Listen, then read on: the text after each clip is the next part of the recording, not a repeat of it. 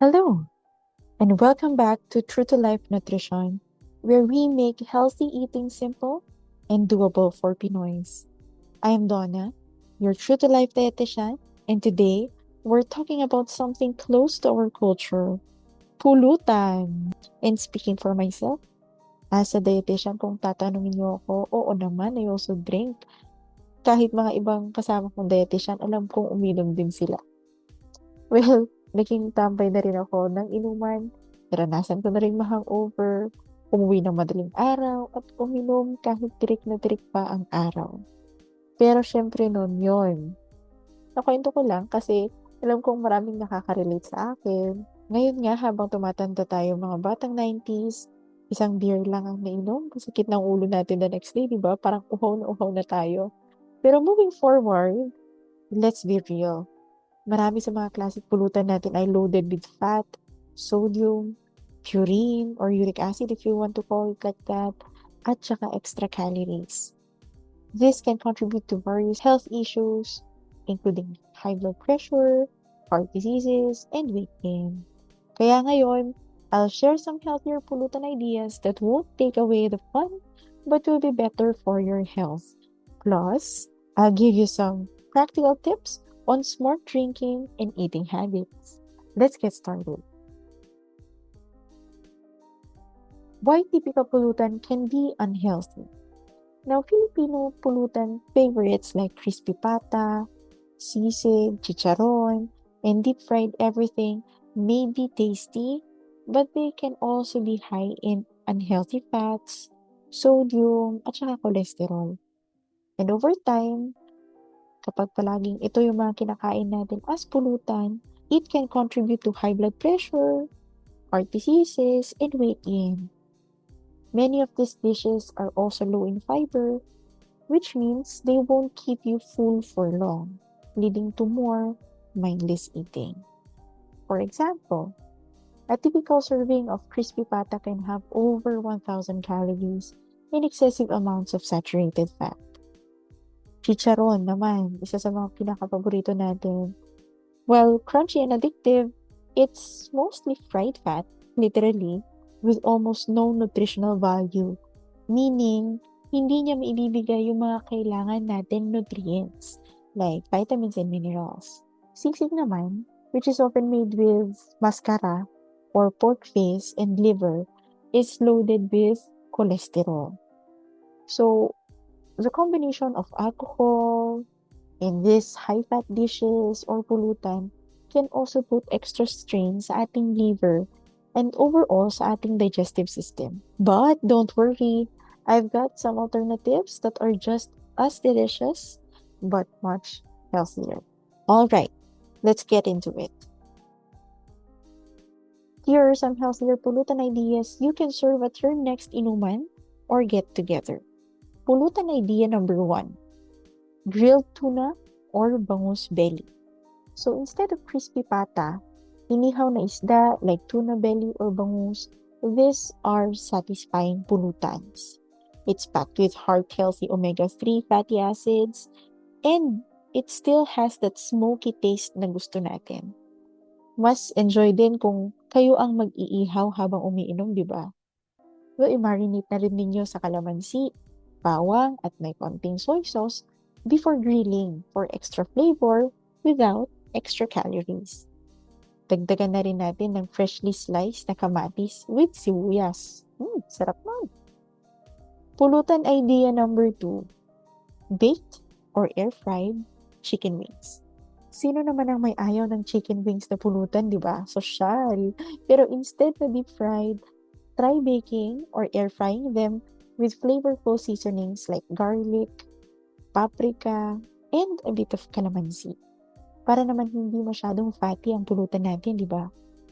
Tip ko lang na kapag gumagamit tayo ng air fryer, mag-spray or mag-brush pa rin tayo ng oil sa skin ng chicken or sa gulay or sa mga ulam na niluluto natin para hindi masyadong dry after maluto. Now, para sa sausawan, you can use yogurt-based na mga dips instead of mayonnaise-based para maging lighter yung sausawan natin. Pero kapag ayaw natin, syempre medyo Hindi budget-friendly ang yogurt, pwede din wala. Di ba? Pulutan idea number 3, ensaladang talong. Sino may sabi na bawal ang gulay na pulutan? Di ba maganda nga ang may gulay para may balance yung pag-inom natin, di ba? Kung weird, pero yung lasa ng inihaw na talong, tapos may halong kamatis tsaka sibuyas, and then dagdagan pa natin ng sukang Ilocos. Ako, simpleng gawin pero very tasty, di ba? Pwede din natin dagdagan ng itlog na maalat, why not? Or tinapa flakes para may extra flavor. Bantayan mo lang yung kasama mo kasi baka magdala na sila ng kanin. Kakain na instead of iinom. Pulutan idea number 4, tokwat baboy. Pero this time, less pork and more tokwa. Okay naman ang tokwa at baboy na pulutan pero mas maganda kapag mas marami ang tokwa kaysa sa pork, lalo na kapag medyo mataba. And speaking of mataba, as much as possible, use lean pork cuts at iwasan masyadong marami ang nilalagay na asin at toyo kapag tinitimplahan natin. Of course, hindi mawawala ang kalamansi at sili that enhances the flavor. Pulutan idea number 5, kilawin na isda or mushroom. Iilan lang ang may gusto ng kinilaw. As far as those people I know ha, but if you love kinilaw, try using tanggigi or fresh tuna with lots of calamansi, luya, at sibuyas. Kung gusto mo naman ng plant-based option, wow! Mushroom kilawin is a very good alternative. Mushrooms provide yung parang meaty na texture, di ba?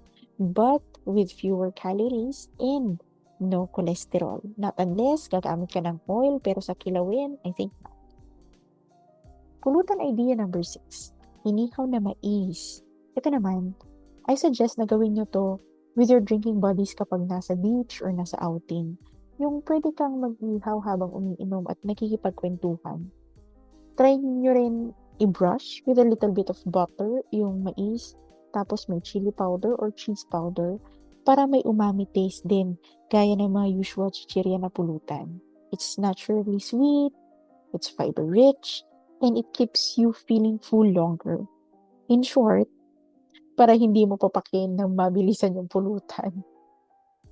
And lastly, pulutan number 7, homemade kamote chips.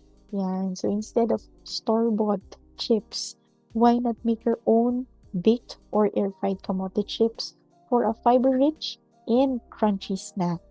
Only if available ang air fryer or oven. Baka may magsabi na ano ba naman tong dietitian na ito. Nagpapabili ng air fryer para lang sa pulutan. Only if meron tayo. Kasi ang kamote, it's a great source of complex carbs which provide longer lasting energy kaysa sa mga processed chips na usual na pulutan natin. Pero syempre, kapag walang oras na makapag-air fry, try the other alternatives na nabanggit ko kanina. Basta whenever possible, ilimit natin ang chicharon, balut, street foods, at saka yung mga naprito at yung mga maaalat na pagkain as our pulutan. So, recap tayo. Pulutan ideas, grilled tuna or bangus belly, baked or air-fried chicken wings, ensaladang talong, tokwat baboy with less pork but more tokwa, kilawin na tuna or mushroom, inihaw na mais, at homemade kamote chips. Smart drinking and eating tips. Dito naman tayo. Of course, kasi pulutan is often paired with drinks. Alangan naman di ba sa juice? So, of course, sa alak. Take note na hindi ko promote pala ang binge drinking ha at pag-inom araw-araw ng alak. But if you're enjoying alcohol occasionally, especially with friends or family, here are some tips to keep things balanced. Tip number 1, stay hydrated. I-alternate mo yung alak sa pag-inom ng tubig para iwas dehydration. And aside from dehydration, it can also prevent hangovers.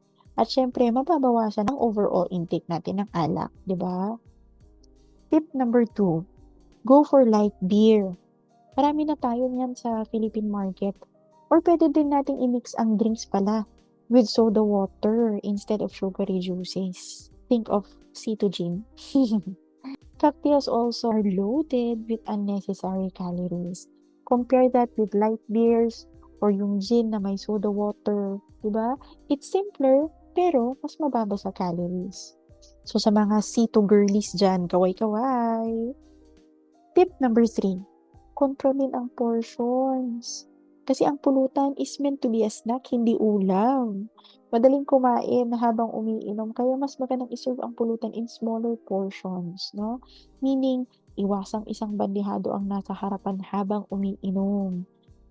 Kasi habang mas malapit yung pulutan mas napaparami yung kinakain natin. Kaya, ilayo ang pulutan, di ba? As simple as that. Tip number 4. Isa sa mga pinakaimportanteng bagay kapag umiinom ay hindi alak at hindi din pulutan. Yan o. Siyempre, yung kwentuhan. Enjoy the conversation, not just the food. Eating slowly kasi helps you avoid overeating. Kapag nakafocus ka sa chismis, stay kwentuhan, rather than just eating, you naturally pace yourself and mas konti ang makakain at maiinom natin. Recap ulit tayo. Tip number 1, kapag umiinom ng alak, stay hydrated. Tip number 2, go for light beers. At huwag masyadong gumamit ng mga sugary juices kapag nagtitimpla or nagmimix ng alcohol. Tip number 3, control your portions. And tip number 4, enjoy the conversation. Alright? So there you have it. Dear listeners, kakaiba at healthier pulutan ideas you can try at your next get-together.